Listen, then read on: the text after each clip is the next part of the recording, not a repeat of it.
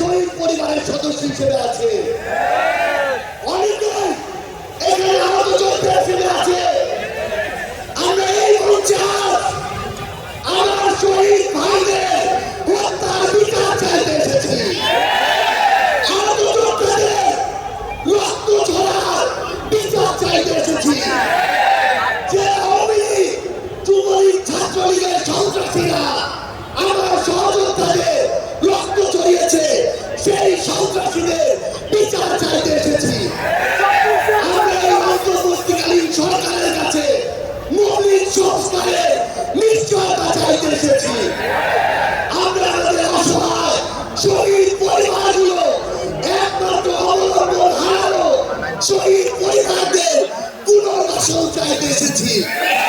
আমরা আমাদের আহত যোদ্ধাদের তাদের প্রয়োজনীয় চিকিৎসা নিশ্চিত করার অধিকার চাইতে এসেছি। আমরা আজকে এই মঞ্চে স্পষ্ট করে বলতে চাই, ওই ৭২ যে সংবিধান একটা দলের সংবিধান ছিল, যে সংবিধানের ড্রাফট আরেকটা দেশ থেকে পাস হয়ে এসেছে, সেই মুজিববাদী সংবিধান এই বাংলাদেশে আর আমরা থাকতে দিতে পারি না। আমরা আজকে এই মঞ্চে মুজিববাদী সংবিধান ভেঙে চুরে শেষ করে দিয়ে নতুন সংবিধান চাইতে এসেছি। সংগ্রামী সহযোদ্ধারা, আমাদের যে লড়াই, এই লড়াই শুধু ২৪-এর জন্য লড়াই না।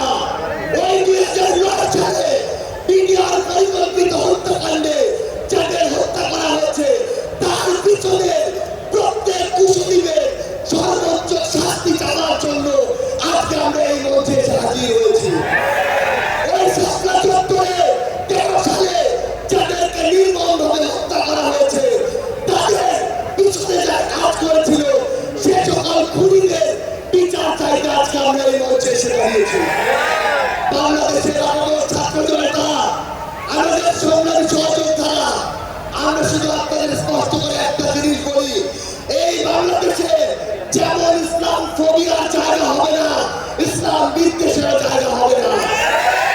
এই বাংলাদেশে আমরা যেমন কোন জঙ্গিকে দাঁড়াতে দিব না, তেমনি কোন জঙ্গি নাটকও করতে দিব না।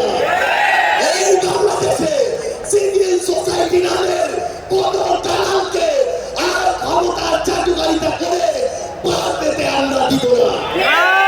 ইনশাআল্লাহ আপনাদের সাথে আমাদের দেখা হবে সংগ্রামের রাজপথে অথবা বিজয়ে।